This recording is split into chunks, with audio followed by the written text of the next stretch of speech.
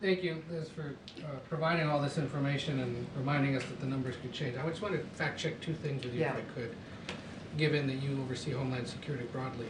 First of all, did the President speak with Georgia Governor Kemp yesterday? Yes. Have they spoken again President today? Kemp has said so in public. Governor Kemp. I'm sorry, Governor Kemp has said so yesterday. Thank you for correcting me. The President spoke to Governor Kemp yesterday.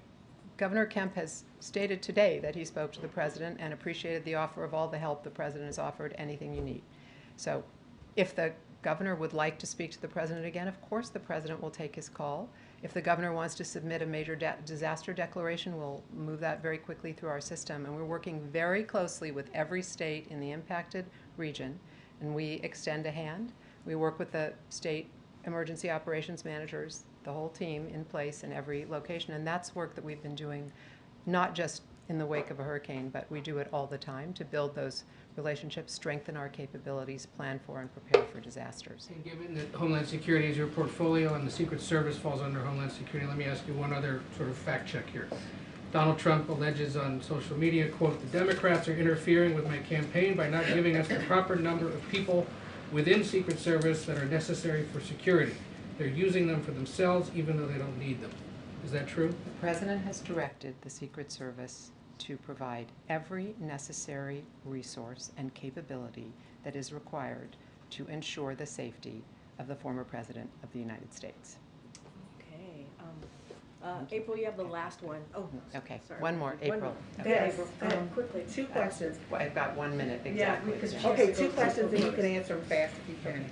In the short term, you talked about the immediate short term, but what about the long term with this devastation?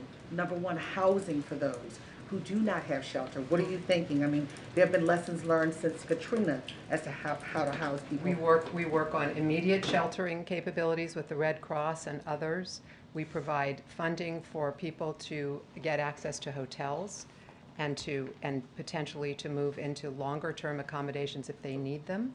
That's part of the FEMA process. And what about insurance? Because that has been a big thing when these kind of situations happen. If people have insurance, that's of course very important for rebuilding. If they do not have insurance, they have access to federal assistance. But it's a long road to recovery for people because there's so much work to be done. We have to acknowledge that. I just want to clarify one thing. When I said there could be up to 600 people lost, my point was there are 600 people unaccounted for.